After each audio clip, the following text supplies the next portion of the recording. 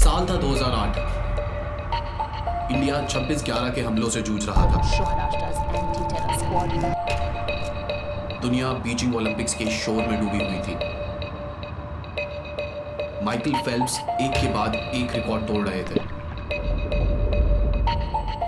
Barack Obama was going to become the first Afro-American president. इसी साल भारत में एक डिजिटल मैगजीन लॉन्च होती है जो एक साल में ही 15 मिलियन से भी ज्यादा व्यूअर्स कर लेती है। हालांकि इंडिया में इंटरनेट अभी इतना एक्सेसिबल नहीं था और एक साल में ही गवर्नमेंट इस मैगजीन को बैन कर देती है। बैन से लगता है कि सविता भाभी का दी एंड हो गया है, पर ये तो बस शुरुआत थी, क्योंकि इंडिया इज क्रेजी फॉर भाभीज। भाभी माँ है दोस्त।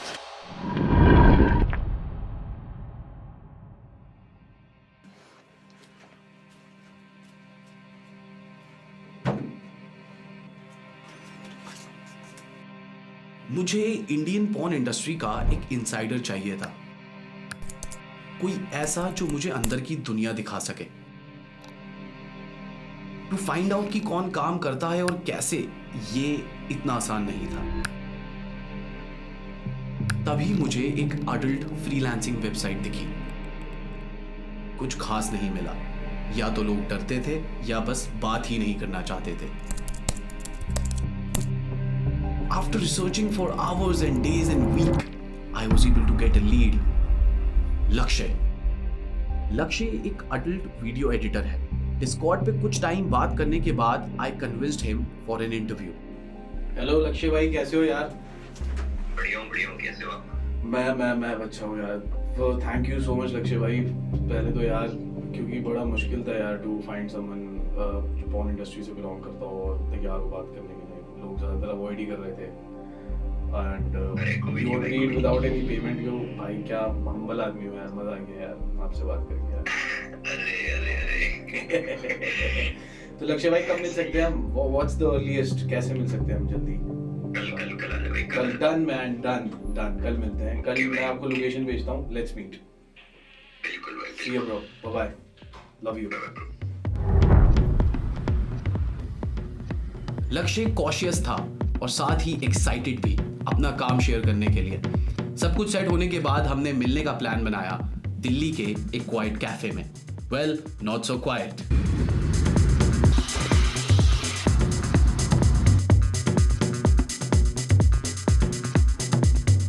लक्ष्य इज अ वीडियो एडिटर जो हमें समझाएगा द क्रिएटिव एस्पेक्ट, जो क्रिएटिव नजरिया है पॉर्न इंडस्ट्री को लेकर। क्योंकि सबसे बड़ा जो डिबेट है, जब मैं अपनी रिसर्च स्टार्ट की, the biggest debate is the debate between expression and vulgarity. The people who were fighting for the porn movement, the people who don't want the porn to be banned, the people who say that it is fine, the creators who support being like vulgar on the screen, they say that they are doing it for expression. Let's meet someone जो इस industry से belong करता है पिछले 6 सालों से, as a creative person अपनी skills को प्रोवाइड करता है और लोगों को कंटेंट प्रोड्यूस करके देता है। ही इज लक्ष्य।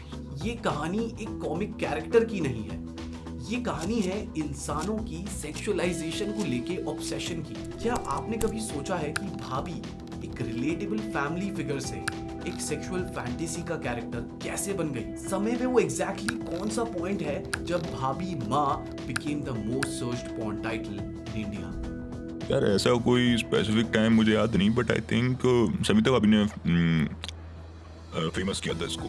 2008 में लॉन्च हुई सविता भाभी एक बोल्ड और कंट्रोवर्शियल कॉमिक थी जो एक साल में ही 15 मिलियन से ज्यादा व्यूअर्स कर लेती है। एक फिक्शनल भाभी की फैंटेसी ड्रिवन कहानियां जो रिलेटेबल भी थी और प्रोवोकेटिव भी। इसके क्रिएटर देशमुख इंडियन कॉन्जर्वेटिज्म को चैलेंज करना चाहते थे। उनका कहना था कि ये सिर्फ पॉर्न नहीं बल्कि आर्ट और एक्सप्रेशन का एक जरिया है, लेकिन ये बात सबको हजम नहीं हुई। 2009 में इंडियन गवर्नमेंट ने मोरालिटी का हवाला देकर इस मैगजीन को बैन कर दिया। बैन के बाद शुरू हुआ the safe Savita movement. Deshmukh को अपना नाम बाहर लाना पड़ा, Puneet Agarwal, to fight the case, जो डिजिटल सेंसरशिप और फ्रीडम ऑफ एक्सप्रेशन का एक सिंबल बन गया। आज ये मैगजीन ग्लोबल ट्रैक्शन को गेन कर चुकी है। बहुत सारी लैंग्वेजेस में इस कॉमिक को डब किया जा चुका है। सविता भाभी आज भी इंडिया में बैन है, but when you go online she is just a few search away. और अब एक एनिमेटेड मूवी भी रिलीज हो चुकी है and there are so many shows that revolve around the character Savita bhabhi. मैंने एरिना से वीडियो एडिटिंग का कोर्स किया आफ्टर 12th, फिर उन्होंने मुझे सही प्लेस भी कर दिया। ऐसा कोई लग तो नहीं लगा, ज़्यादातर वेडिंग का ही काम रहा था उस टाइम। फिर 2019-20 में आया कोविड, वो टाइम थोड़ा मुश्किल था। वेडिंग जो है बहुत सीजनल चीज़ है, एक बार आएगा नवंबर दिसंबर का महीना, यहाँ पे बहुत सारी शादियाँ होंगी, बाकी सीज़न बहुत ड्राई रहता है। अब कोविड आया तो शादी वैसे होनी नहीं रही, कैमरा शूटिंग चल ही नहीं रही, तो मेरा काम हो गया बंद। ऊपर से दिक्कत ये आ गई कि पापा को कोविड हो गया। मैं सब फ्रीलांसिंग वेबसाइट्स पे काम ढूंढ रहा था कि भाई कोई प्रोजेक्ट मिले, कुछ पैसे कमा सकूँ। बहुत डेस्परेट था काम के लिए उस टाइम। तब मुझे डिस्कॉर्ड पे एक बंदा टकराया, वीडियो एडिट करनी थी, लेंथ थी 25 मिनट और पैसे काफ़ी ज़्यादा थे, मुझे ज़रूरत भी थी। बस मैंने बोला कि भाई काम करो, रॉ फाइल्स भेज दो, बाकी मैं देख लूँगा। और जैसे ही मैंने ओपन किया, मतलब क्या था उसमें? मैंने देखा ये क्या है, मतलब वैसी चीज़ें समझ रहे हैं ना, देसी पॉन। अभी चलो आए इतनी दूर तो मैं बता ही देता हूँ। यार आप पॉन वीडियो एडिटर मैं है तो और खुल आप के थोड़ी बात करता हूँ इन सब चीज़ों के बारे में। Story line porn. हाँ, स्टोरी लाइन पॉन। अब क्या ही बोलूँ, क्या स्टोरी लाइन थी भाई। पैसा बहुत अच्छा था 25 मिनट की वीडियो के लिए, $1400, 1 लाख से ऊपर अमाउंट में। अरे तो कुछ नहीं है, 2 दिन में वीडियो खत्म। सबसे पहली बार मैंने इतनी फास्ट 1 लाख रुपए कमाए और मैं फुल टाइम इसी काम पे था क्योंकि पैसों की जरूरत भी थी। अब मेरे पास 5-6 क्लाइंट्स हैं, उनका इतना काम है कि वक्त नहीं मिलता, डिमांड इतनी है इस चीज की। इंडिया दुनिया के टॉप पॉर्न कंज्यूमिंग देशों में से है। लीगल रिस्ट्रिक्शंस होने के बावजूद लोग अडल्ट कंटेंट कंज्यूम करते हैं। 2019 के एक सर्वे के मुताबिक 89% लोगों ने पॉर्न को अपने स्मार्टफोन पे एक्सेस किया और चीप इंटरनेट और इजी इंटरनेट एक्सेसिबिलिटी के कारण ये नंबर अब और बढ़ चुका है। मैंने वीडियो बनाई है निक्स इंडियन के लिए, फेक टैक्सी। एक बार प्रोजेक्ट आया था, क्या पैसा था उसमें। I went to Bali to edit that project. India में देखा जाता है देसी और ऐसी चीजें जो रिलेटेबल लगे, जैसे कॉलेज रोमांस हो गया, भाभी हो गया, कोई भी टैबू आइडिया जो होता है ना, जिसमें थोड़ा रिस्ट्रिक्शन फील हो, मजा भी आता है। सर्च ट्रेंड्स देखें तो इंडियन, देसी, भाभी, कॉलेज रोमांस, इस तरीके के कीवर्ड्स टॉप पर रहते हैं, जो ये दिखाता है कि हम लोग कल्चरली रिलेटेबल कंटेंट प्रेफर करते हैं। तो ये सिर्फ एक फैंटेसी नहीं है, बल्कि एक सोशल पैटर्न है जो हमारी साइकोलॉजी और मीडिया कंजम्पशन को रिफ्लेक्ट करता है। ओके, तो hi guys, this is Sameer James. और अगर आप अभी तक इस वीडियो पे हो तो मैं बस आपको ये बताना चाहता हूँ कि ऐसी वीडियोस बनाने में बहुत ज़्यादा टाइम, एडिटिंग और एफर्ट्स लगते हैं। और हमारा गोल है कि हम आपको हर हफ्ते इस चैनल के माध्यम से एक ऐसी डीप डाइव इन्वेस्टिगेशन वीडियो दें। और अगर आपको ये इनिशिएटिव अच्छा लगता है तो आप हमारे चैनल को सब्सक्राइब करें और इस वीडियो को लाइक करें और शेयर भी करें, इससे हमारी बहुत हेल्प हो जाएगी। अब चलते हैं वीडियो की तरफ वापस। At this point of making this documentary I have this weird question in my head कि मैं ये रियल भाभी से कहाँ मिल सकता हूँ। भाई ये सब फैंटेसी, मुझे क्या पता। अरे हमें पता है ये भाभी कहाँ मिलती है, हम दिलाएंगे आपको भाभी, आप बेफिक्र रहिए। अपनी रिसर्च को आगे बढ़ाते हुए और लक्ष्य से बात करने के बाद आई रियलाइज्ड कि ये जो इंडिया की भाभी को लेके ऑब्सेशन है, ये सिर्फ सविता भाभी तक सीमित नहीं है, इट इज बियॉन्ड दैट। भाभी मुझे इतना विवश मत कीजिए, बातें ना करो, कर्म करो कर्म। मौसम ने जादू कर दिया। यस भाभी आई लव यू। चलिए अब थोड़ी सीरियस बात हो जाए। भाभी का कॉन्सेप्ट ना 2008 में शुरू हुआ, ना सिर्फ सविता भाभी से, ये हमारे बॉलीवुड मूवीज, टीवी शोज और पॉप कल्चर में काफी पहले से है। जेठालाल का बबीता जी को देखकर ब्लश करना हो या भाभी जी घर पर है जैसे शोज, ये एक ऐसी फैंटेसी को फीड करता है जो इंडियन साइक का एक हिस्सा बन गई है। पर मुझे लगता है कि इस कॉन्सेप्ट को और गहराई से समझने के लिए मुझे कोई ऐसा चाहिए जो लक्ष्य से भी ज्यादा डीप हमें ले जा सके, कोई ऐसा जिसका घर बार चलता है सेक्स से।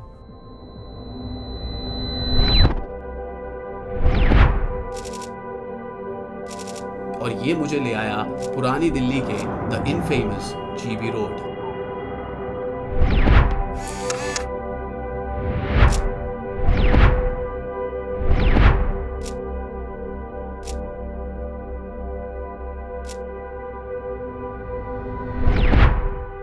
जो इंसान से हम मिलने जा रहे हैं वो रोड के उस पार खड़ा है। यहाँ रिकॉर्ड करना मुश्किल होने वाला है। So let's go.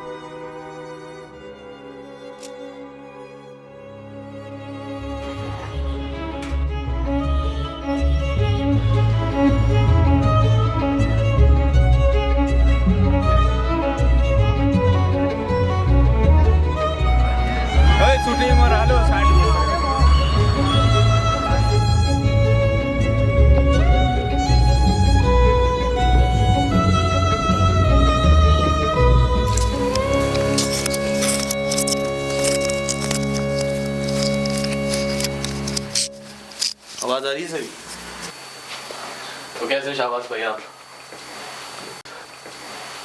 सो अपने बारे में कुछ बताइए मुझे। हाँ जी, आप इस इंडस्ट्री में कैसे आए और आपका रोल क्या है और ये पूरा बिजनेस चलता कैसे? मेरा नाम शहबाज है और मैं कानपुर सिटी से हूँ। मैं 10 साल पहले दिल्ली आया था और उससे पहले मैं कानपुर में ही अपने परिवार के साथ रहा करता था। इस पैसे में हम ऐसे आए कि हमको कोई कारोबार नहीं मिल रहा था दिल्ली में।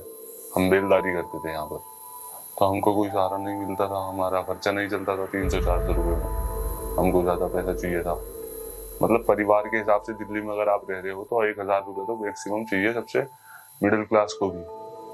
तो इसलिए हमको किसी ने बताया ऐसे आप ये चीज़ कर सकते हो, दलाली। इसमें हमें लगभग 10 साल हो गया है। देखिए, हमें लड़कियों का ख्याल रखना होता है, क्लाइंट्स को देखना होता है, कोई अपने घर पे बुलाना चाहता है तो उनके घर की रिक्वायरमेंट भी होती है। और जीबी रोड पे मुझे 10 साल हो गए काम करते हुए, और मैं साथ साथ ऑनलाइन भी करता हूँ। भाभी का रोल यहाँ कितना पॉपुलर है? मतलब आपको डिमांड आती है भाभी की या फिर इट्स नथिंग? देखो भाई, भाभियाँ तो सबको ही पसंद है और क्लाइंट्स को सबको घर जैसा मुझे चाहिए। 32 साल की तो औरतें होती है, वो उनको जो भाभी कहते हैं, जिनको समाज में जो सबको पसंद आती है, उनकी बिग एस होती है, बिग बूब्स होते हैं, उससे कम में क्या भाभी बनेंगे फिर। ये सब आदमी के शौक है, चाहे भाभी ले लो, चाहे बच्ची ले लो, चाहे बंगाली मच्छी ले लो। और हम इन सबके शौक पूरे करते हैं, हम जैसे दलाल और हमारी लड़कियां।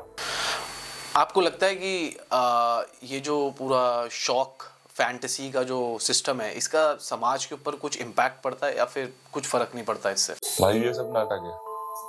हम साड़ी पहनाते हैं, उनको बिंदी लगाते हैं, उसको भाभी बनाते हैं, है तो वो लड़की, लोगों की नजर में तो वो भाभी बन गई। लोग उसे देखते हैं भाभी की नजर से, फिर वो उनसे मिलते हैं तो यही है, भाभी से बोलते हैं लोग भाभी। जो लोग इस प्रकार का कंटेंट कंज्यूम करते हैं, जो ब्लू फिल्म्स देखते हैं, क्या वो असलियत और फेक के बीच का फर्क समझ पाते हैं? भाई लोग हो गए पागल, इन सब का दिमाग खराब हो गया है। इन भोसड़ी वालों को दिमाग के इलाज की जरूरत है। शहबाज से बात करते करते मुझे ये समझ आया कि ये सिर्फ एक बिजनेस नहीं है, ये एक इल्यूजन का वेब है। एक ऐसी दुनिया जिसमें लोग फैंटेसी के पीछे भागते हैं पर रियल वर्ल्ड के स्ट्रगल को इग्नोर कर देते हैं। ये भाभी का कैरेक्टर सिर्फ एक रोल प्ले है जो सोसाइटी की डिमांड को दर्शाता है। जब फैंटेसी और रियलिटी के बीच का फर्क मिटने लगे तो सवाल ये उठता है कि इसका परिणाम क्या है। I wanted to understand the deeper layer of this phenomena. Why we as a society are so drawn to sexualize fantasies? Why do we sexualize? What is fantasies? इन सारे सवालों का आंसर ढूंढने के लिए I decided to interview a clinical psychologist, Dr. Suhani. Hi. Hi Ashir. Hi, doctor कैसे हैं आप? All good. जब मैंने आपसे बात करी थी, I talked to you about the topic that I'm making a documentary on India's craze for bhabis. What was your first reaction on this? I was like, wow, somebody has really, spoken about something that people are shy to talk about, and I think even I found this craze and obsession very interesting in the society. Why do people fantasize, and what's the psychology behind fantasizing? So, actually fantasy is a form of, escape. Escape, or you can say as a form of a coping mechanism for the brain to deal with stress in our lives. Fantasy is also one of the ways our imagination uses it for creativity. And all of us, since we live in a world where we can't escape our realities, we use fantasy as a tool to explore those hidden parts in ourselves. Those sides that we can't share and talk about others. So whenever the content like this comes up and it strongly resonates with people, right? Like if you see Savita Bhabhi's character, she's a woman who's going after what she wants, right? She's free, she's uninhibited, and this is something very repressed in our society. So I think that is why it attracted the male psyche. Secondly, if you see the concept of bhabhi or bhabhi कौन होती है? भाभी वो है जो आपके घर में this woman who is available in your immediate context, yet she's not attainable. You know, she's almost attainable for you. Whenever the brain feels that this is something I can almost have, right? And she's also a person who represents caring and nurturance. Right? It's almost having like a friend in the family. How does being exposed to sexualized content, especially at a young age, shape a person's understanding of relationships, intimacy, and consent? In terms of relationships, what happens is that you become a person who actually, over a period of time, you may become desensitized to sex if there is hypersexualization, that is, you are having too many partners at the same time, difficulty in communicating emotional needs. So yes, it creates relational problems also. India, एक देश जहां sex एक taboo है, वही देश एक और irony का सामना कर रहा है। जब घर और स्कूल सेक्स एजुकेशन पर चुप हैं, तो बचपन की क्यूरियोसिटी का जवाब इंटरनेट देता है और अक्सर पॉर्न ही पहला टीचर बन जाता है। भाई समझना मुश्किल है, ये सब फैंटेसी है, ऐसा कुछ रियल में तो नहीं होता, लेकिन डिमांड यही है और इंडस्ट्री भी वही दे रही है जो लोग मांगते हैं। यहाँ लोग अपने सपने जीने आते हैं, सपने जो कभी सच नहीं होते। आप खुद बताओ, आप इन गलियों से चल के आए हो, ऊपर चढ़े हो, इन गलियों में कोई सच्चाई की जगह बची है?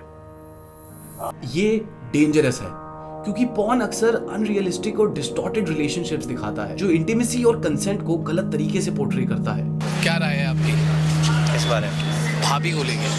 भाभी शब्द सुनते ही आपके दिमाग में सबसे पहली चीज क्या आती है? एक बैड इमेज बन जाती है दिमाग में, लाइक इट्स बाबी, it's on porn, something porn, like this. भाभी माँ है, दोस्त है एक्चुअली। अरे बड़ा मजेदार टॉपिक है। अरे यार नहीं, कुछ नहीं, छोड़ो। कुछ आता ही नहीं, मतलब ऐसा शब्द बोल दिया मैंने कि आप घबरा रहे हो तो चले गए स्क्रीन छोड़ के। You don't feel comfortable? Good actually. You're good? Am I making it bad, your experience, by coming here? It's fine actually. Yeah. Never mind. If you would have said like, why India youth is getting attracted towards Barbies instead of girls, youth girls. Youth girls लगा के question थोड़ा सही हो जाएगा। हाँ, question थोड़ा सही हो जाएगा। Maybe you like youth girls.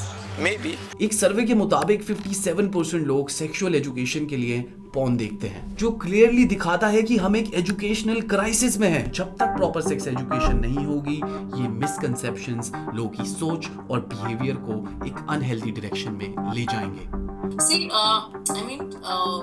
neurologically speaking, if you have to say what is an early sexual experience, is anything earlier than the age of 15 years is described as an early sexual experience. And this can often entail trauma for the brain, okay, for the child.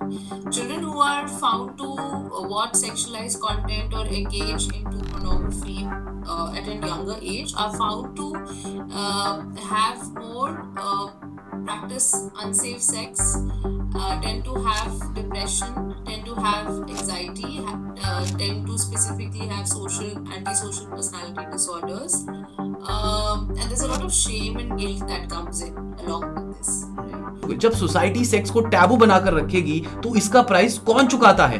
वो लोग जो curious हैं, उन्हें guidance चाहिए, या फिर वो जो इस गैप को एक्सप्लॉइट करते हैं? मेरा ऑनलाइन भी है, व्हाट्सएप और टेलीग्राम, इंस्टाग्राम, साथ साथ में सोशल मीडिया पे भी हूँ। इन सब चीजों को लेके दलाली वो वहाँ हर जगह चलती है, ऑनलाइन भी ऑफलाइन भी, तो हर जगह ही लोग है इस चीज के अंदर, बहुत ज्यादा। ये सॉफ्ट पॉर्न का न्यू वर्जन है। पहले लोग एडल्ट साइट विजिट करते थे, अब रील्स ही काफी हैं, dance videos, suggestive content, it's all there. See, I think what happens is that once you start normalizing soft porn or this kind of content, one is that you are again making the person slowly an addict, right? Because there is a sudden surge of these chemicals that the brain gets used to. I notice sometimes in the metros or wherever you're going, people are talking to each other and yet they are flipping through Instagram. Whether they're watching it or not, but now this has become a part of our, habit. It's a habituated form. Almost your heart automatically goes towards the has actually these devices or these platforms have changed us. Instagram जिसे originally creativity और self expression के लिए बनाया गया था, आज वो एक अनरेगुलेटेड ब्रीडिंग ग्राउंड बन गया है पॉर्न का। इंस्टाग्राम चलाते हैं आप? हाँ। इंस्टाग्राम पे जैसे ही आप चलाते हो, आपको कितनी देर में लगता है कि एक ऐसा कंटेंट आता है जिसमें आपको इंटरेस्ट नहीं है? अरे सिर्फ दो या तीन रील्स स्क्रॉल करते हैं, 1-2 मिनट के अंदर ही 1-2 मिनट के अंदर ही आ जाती हैं, क्योंकि पूरा कंटेंट ही उससे भरा हुआ है। फ्रेंड सर्कल भी वही है, वो भी वैसी रील्स भेजते हैं। आप वो इंसान हो जिसका मन भी नहीं देखने का? वो नहीं, बिल्कुल मन नहीं देखने का। अभी दिमाग मूड के ऊपर डिपेंड करता है। पता कभी अच्छा मूड होता है तो उसमें मजा भी आता है तो देखते जाते हैं, और कभी नहीं है तो फिर नहीं, फिर हटाओ, बंद कर दो। वैसे आता यही है उसके ऊपर। हाँ बिल्कुल, वो आता है, पूरा कंटेंट ही पूरा इंस्टाग्राम में से भरा हुआ है। हर चौथी रील में एक रील तो वही होती है। देखो आप एक नया अकाउंट बनाओ और 5 दिन चलाओ, छठे दिन से आपको खुद ब खुद आने लगे। छठे दिन नहीं, 20 मिनट में आ जाता है। जो चीजें पहले MMS कहलाती थी, आज वो इंस्टाग्राम के नॉर्मल लगते इंटरफेस पे गेट रेडी विद मी के नाम पे हो रही हैं। और अब इंस्टाग्राम खुद पकड़ा गया है to promote sexually hyped content 13 साल के बच्चों को। If you don't believe me, खुद चेक करो, इंस्टाग्राम ओपन करो, एक काम करो, एक नई आईडी बनाओ और देखो कितनी देर में सेक्सुअली हाइप्ड कंटेंट आपकी फीड में आने लगेगा। हम इंस्टाग्राम पे कोई वीडियोस होती है, जैसे अश्लील वीडियो जो पुरानी चल रही होती है, वो हम अपनी वीडियो पेज पे पोस्ट कर देते हैं। हम कमेंट्स में जाके कमेंट करते हैं free call now, video chat, demo, ये सब सेक्स चैट, बहुत सारी चीजें। फिर लोगों की रिक्वायरमेंट आती है, उस जगह से मैसेजेस आते हैं, DMs आते हैं, तो फिर हम उनको DM बैक करते हैं, फिर वो हमसे जुड़ जाते हैं। इंस्टाग्राम रील्स के एडिटिंग का स्टाइल बहुत एडिक्टिव है। वीडियोस ऐसे बनती हैं कि आपको हुक कर दें, और यार सेक्स अपने में नफ चीज है किसी को हुक करने के लिए। So what happens at the individual level? It is taking away your ability to decide what I pay attention to and when I pay attention to. And once I have lost that agency, I am just a product for companies to use me wherever they want to advertise what they want to. So why are they bringing you all onto these content? They are not interested in you having a good time. They eventually want you to look at the ads that come on these platforms. और जब ये addiction बन जाता है तो इसका result क्या होता है? रिलेशनशिप्स अफेक्ट होते हैं, सेल्फ एस्टीम लो हो जाती है, और एक अनरियलिस्टिक परसेप्शन बिल्ड होता है जो सोसाइटी को डीपली इंपैक्ट कर रहा है। और अगर आप इस सेक्सुअलाइज कंटेंट के कमेंट सेक्शन में जाओ तो आपको दिखेगी एक पूरी पॉर्न और एस्कॉर्ट सर्विस की इंडस्ट्री जो इन कमेंट सेक्शंस में रन कर रही है, जहां बच्चे भी 2 क्लिक्स में ये चीजें परचेज कर सकते हैं। अब आप खुद सोचो ना, एडवर्टाइजमेंट है आपके सामने, मैं 7 बार एक एडवर्टाइजमेंट चलाऊं, आप कभी ना कभी उस एडवर्टाइजमेंट पे जाके क्लिक करोगे, देखोगे उसको, कहीं ना कहीं दिमाग में आके भाई इसे चल खरीद लेते हैं। लोग स्पेशली बच्चे इसे ट्रेंड समझकर कंज्यूम करते हैं, और अब ये बच्चे ऐसा कंटेंट बनाने भी लग गए हैं। पर सवाल ये है कि अकाउंटेबिलिटी कहाँ है, किसे accountable ठहराएं? And yet we have no laws in India about regularization of this content, of holding these pages accountable. It needs to be a criminal act to expose a child to this, because like I said, it's a trauma to the brain. The brain, once it sees it, you can't unsee it. The child can't unsee it. It's very difficult for a first time when the child sees that, oh, what is this? Suddenly it goes, what is this? And then it says, oh, I feel nice. I feel nice looking at it. And then it wants more and more and more and more. Platforms जैसे Instagram जो अपने आप को safe और creative space के रूप में present करते हैं, क्या ये उनकी जिम्मेदारी नहीं बनती कि वो ऐसे कंटेंट को रेगुलेट करें? रोक लगाएंगे, इनका खुद का सबका धंधा बन जाएगा रोक लगाने से। सवाल ये है कि क्या मिल रहा है इन टेक कंपनीज को, क्या मिल रहा है इन पॉर्न प्रोडक्शन जायंट्स को, क्या मिल रहा है इन क्रिएटर्स को, और क्या खो रहे हैं हम? We are losing innocence. हमारे बच्चे अपनी इनोसेंस खो रहे हैं। कभी आपको ये जो आप काम करते हैं इससे गिल्ट महसूस होता है? ऐसा लगता है कि ये गलत है और ये नहीं करना चाहिए आपको? सपना ये नहीं था, कुछ मीनिंगफुल बनाना चाहता था। सोचता तो रोज हूँ, पर काम भी यही करता हूँ, क्लिप्स कट करता हूँ, सीन्स परफेक्ट बनाता हूँ, पर अंदर से पता है ये सब फेक है। अब जो लोग देख रहे हैं उन्हें नहीं पता, और बस वही चीज कभी कभी चुभती है मुझे। ये मेरा काम है, मुझे इससे पैसा मिलता है, और लोगों को चाहिए फुद्दी। अगर हम नहीं देंगे तो वो जो बाहर जाके रेप करेंगे। हम तो लोगों को बचा रहे हैं इस चीज से, रेप कम होते हैं इस चीज से। पर ये जो फुद्दी है ये किसी इंसान की फुद्दी है। चल भाई अब हो गया यार, मेरा सर दर्द हो रहा है भाई, चल भाई चल। पीछे कौन है जो हमारी प्राइमल अर्जेस को, हमारी फैंटेसीज को एक एडिक्टिव लूप में कन्वर्ट कर रहा है? तो क्या ये फैंटेसीज हमने बनाई हैं या फिर ये भी हमारे दिमाग में फीड करी गई हैं?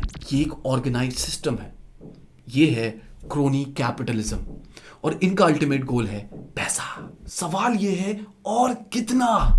पॉर्न इंडस्ट्री हर साल बिलियंस ऑफ डॉलर्स कमाती है और अब सोशल मीडिया की हैवी इन्वॉल्वमेंट के साथ इसका रेवेन्यू नए रिकॉर्ड्स तोड़ रहा है। Or fantasy is wrong or anything. Nothing is wrong, but I'm just saying that when you start doing something at the cost of yourself or your family or your work, that is when it is dysfunctional. See, there's a very interesting concept in psychology which is called mirror neurons. When you see someone, when we watch porn or anything, when you see something that is happening on a screen or outside, your brain actually feels that it is engaging in that same the same act. Whenever you watch porn, your brain thinks that it is actually having sex at that time. I see. Right? So that is why it is so addictive as a mechanism. And yet you don't have to do anything for it. You just have to press that play button and then You just to watch. I see. you've transported it to another. Yeah. Into a different world. Porn और soft porn के नाम पे सबसे ज्यादा thrive करने वाली industry है betting, जहां 11 रुपए एंट्री फी, 30 रुपए एंट्री फी, 50 रुपए एंट्री फी में आप बेट कर सकते हो। ये टारगेट करते हैं middle class, lower middle class के बच्चों को, जो इंस्टाग्राम के फैंसी लाइफस्टाइल को देखकर प्रभावित हो जाते हैं और अपनी जिंदगी बदलने के चक्कर में अपना सारा पैसा इन बेटिंग एप्स पर लगा देते हैं। जिंदगी तो बदलती नहीं, but they and up in lakhs of डेब्ट। और अब जब जेब में पैसे नहीं है तो दिखता है क्राइम का रास्ता, जहां हम देखते हैं इन्हें अपने ही माँ बाप का कत्ल करते हुए। Social media is not just a platform to buy clothes, hair oil और लाइफस्टाइल। यहाँ उतनी ही आसानी से आपको पॉर्न, एस्कॉर्ट सर्विसेज, गैम्बलिंग और पता नहीं क्या क्या मेरे दोस्त मिल सकता है। और फिर एक सुबह दुनिया का सबसे अमीर आदमी उठता है और डिसाइड करता है कि मैं एक सोशल मीडिया प्लेटफॉर्म खरीदूंगा फ्री स्पीच के नाम पे। आज उस प्लेटफॉर्म पर फ्री पॉर्न सर्कुलेट होती है। इस देश में जब भी कोई बड़ा रेप हादसा होता है, उस रेप हादसे की वीडियो कुछ ही क्षणों में इंटरनेट पे अवेलेबल हो जाती है। And the sad part is अधिकतर टाइम ये वीडियो नकली होती है, पर तब भी हम उस लिंक पे मिलियंस ऑफ क्लिक्स देखते हैं। हम एक अंधकार की दुनिया की तरफ जा रहे हैं। Children are found selling child. We are so helpless कि instead of solving the problem हम कंसेंट की एज कम करने लग रहे हैं, या फिर बात टाल देते हैं कि ये माँ बाप अपने बच्चों को फोन क्यों देते हैं, क्योंकि मुश्किल है। आज इस इकोनॉमी में एक आदमी पे एक घर चलाना मुश्किल है। दोनों माता पिता को बाहर जाके काम करना पड़ रहा है, क्योंकि इकोनॉमिकली भी हम कुछ इतना खास नहीं कर रहे थे। बच्चे का ध्यान रखना कठिन हो गया है। एंड मैंने अपनी आंखों से पेरेंट्स को देखा है, आपने भी देखा होगा, जो यूट्यूब के टूल्स का इस्तेमाल कर रहे हैं, यूट्यूब किड्स, सारी रिस्ट्रिक्शंस अपने बच्चों के डिवाइसेस पे लगा रहे हैं, फिर भी समहाउ उनके बच्चे इन प्लेटफॉर्म्स पर पाए जाते हैं, क्योंकि ये प्लेटफॉर्म्स एडिक्टिव बनाए गए हैं। इन प्लेटफॉर्म्स को बनाया इस तरीके से गया है कि आप इनकी एडिक्शन में डूब जाएं। And now people who are owning them wants to control us. This is beyond capitalism. I think this is something जिसके लिए इंसानियत को एक नया शब्द ही बनाना पड़ेगा, because this is deep, this is dark, this is pathetic. Let me check, is there a word? Well yeah, techno feudalism. This is techno feudalism. Algorithm आपको वही दिखाता है जो आप देखना चाहते हो। एक बार लूप में घुस गए तो निकलना मुश्किल है। सोचो, एक टाइम था जब राजा महाराजा जमींदार लोग जमीनों के मालिक होते थे। इन्हें ओल्ड फ्यूडल्स कहते थे और आम लोग उनके लिए काम करके जीते थे। आज का जमाना डिजिटल हो गया है। बस अब किंग्स और लैंडलॉर्ड्स की जगह बिग टेक कंपनीज आ गई हैं। Facebook, Google, Instagram, x, only fans, Reddit, Telegram और ऐसे बहुत सारे प्लेटफॉर्म्स तुम्हारी जिंदगी का हिस्सा बन चुके हैं। तुम ये सोचते हो कि ये फ्री है, पर असल में तुम इनको अपना अटेंशन, डेटा और टाइम दे रहे हो। ये कंपनीज डिसाइड करती हैं तुम क्या देखोगे, कौन कितना फेमस होगा, स्मॉल बिजनेसेस और क्रिएटर्स कितना पैसा कमाएंगे। तुम मेहनत करते हो, पर सबसे ज्यादा फायदा इन टेक जायंट्स को होता है, बिल्कुल वैसे ही जैसे फ्यूडल्स फार्मर्स की मेहनत का फल खा जाते थे। ये जो सिस्टम है जिसमें हम डिजिटल लैंडलॉर्ड्स की दुनिया के गुलाम बन गए हैं, इसी को टेक्नो फ्यूडलिज्म कहते हैं। टेक्नो फ्यूडलिज्म ये कहता है कि अब हमारी पसंद हमारी अपनी नहीं रही है, बल्कि मशीन नेटवर्क्स द्वारा बनाई जा रही है। ये थ्योरी ये समझाती है कि क्लाउड एक ऐसा फीडबैक लूप क्रिएट करता है जो हमारी चॉइसेस और कंट्रोल को खत्म कर देता है। हम एल्गोरिदम को सिखाते हैं कि हमें क्या पसंद है और फिर एल्गोरिदम हमें सिखाता है कि हमें क्या पसंद करना चाहिए। और अब जहां आता है कंट्रोल और जनता की चॉइसेस को मैनिपुलेट करना, वहां आता है पॉलिटिशियन और गवर्नमेंट्स। टेक्नोलॉर्ड्स और पॉलिटिशियंस मिलके अब एक नई दुनिया बना रहे हैं जिसमें हम बस एक कमोडिटी बन गए। हमारी सोच, हमारी चॉइसेस और हमारा अटेंशन सब कंट्रोल हो रहा है। तुम सोचो क्यों हर इलेक्शन से पहले सोशल मीडिया टॉक्सिक हो जाता है, क्यों एकदम से नए नैरेटिव्स, हेट स्पीच और मैनिपुलेशन दिखने लगते हैं? क्योंकि टेक कंपनीज और गवर्नमेंट्स एक साथ मिलकर काम कर रहे हैं। एक पावर बनाता है और दूसरा उसको चलाने में मदद करता है। और इसलिए ये सिर्फ इतना सिंपल नहीं है कि इंडिया भाभीज का दीवाना है, नहीं, ये सिर्फ एक इल्यूजन है जो टेक लॉर्ड्स ने बनाई है, जो चाहते हैं कि हम सिर्फ अपनी प्राइमल अर्जिस पे काम करें। तुम जितना डिस्ट्रैक्टेड रहोगे उतनी ही तुम्हारी एनर्जी और सोच उनके कंट्रोल में रहेगी। ये सिर्फ एक हॉर्नी नेशन होने का सीन नहीं है, ये केयरफुली डिजाइंड मैनिपुलेशन है जो तुम्हें एक डोपामीन ड्रिवन मंकी बना रहा है। हमारी जनरेशन को ना सिर्फ बेचा जा रहा है बल्कि सिस्टमैटिकली डिस्ट्रॉय किया जा रहा है। और इस डिस्ट्रक्शन का रीजन है corporate greed. Organisations like Meta, OnlyFans, X, all these organisations और बहुत सारे छोटे छोटे एप्लीकेशंस जो इनकी आड़ में चल रहे हैं, जो कंप्लीटली इलीगल होने चाहिए। इन सब प्लेटफॉर्म्स का एक सिंपल गोल है, कंट्रोल करो हमारे बिहेवियर को और तब तक दिखाते रहो जब तक हम देखते रहे। ये एक चॉइस है हमारे फ्यूचर का, हमारी मेंटल हेल्थ का, हमारी रियलिटी का। और अगर अब हम नहीं जागे तो क्या बचेगा? मैं कोई आर्टिस्ट नहीं हूँ, बस एक डिजिटल मजदूर हूँ। कंटेंट का हल चला रहा हूँ ताकि टेक के नवाब मजे ले सके तो मैं अपनी वाईफाई का बिल भर सकूं।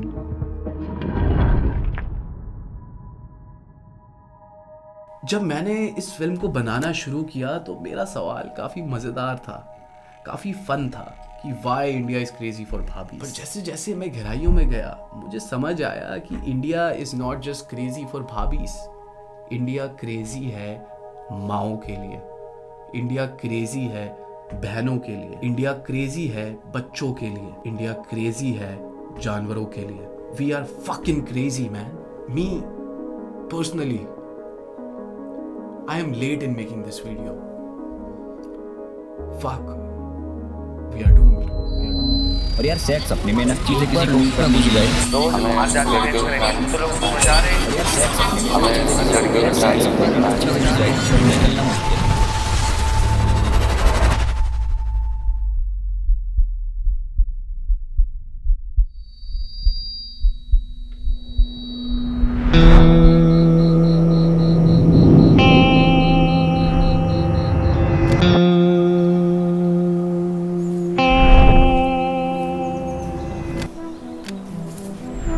अब वक्त आ गया है कि हम अपने एल्गोरिदम को साफ करें। जो कंटेंट हम देख रहे हैं हमें उसका खुद ही ध्यान रखना होगा। हर गलत कंटेंट को रिपोर्ट करो, नॉट इंटरेस्टेड प्रेस करो। जो चीजें हमारी सोच बिगाड़ रही हैं उनको देखना बंद करो। पर ये सब सिर्फ प्रिकॉशनरी एक्शन थे, अब मामला हाथों से निकल चुका है, चीजें आउट ऑफ कंट्रोल हो चुकी हैं। हमें अथॉरिटीज से सवाल पूछना होगा, रेगुलेशंस की डिमांड करनी होगी।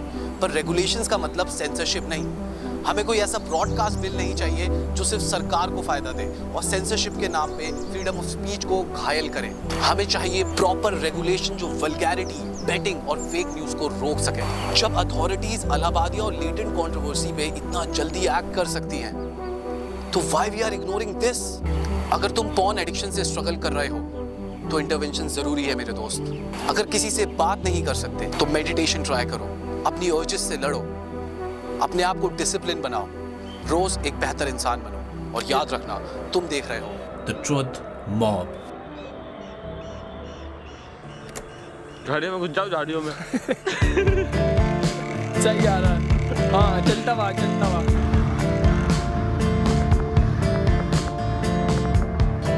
ज्यादातर लोग हमसे दूर भागे, बात करने को कोई तैयार नहीं था। जिन्होंने बात करी उन्होंने ज्यादा खुल के बात नहीं करी।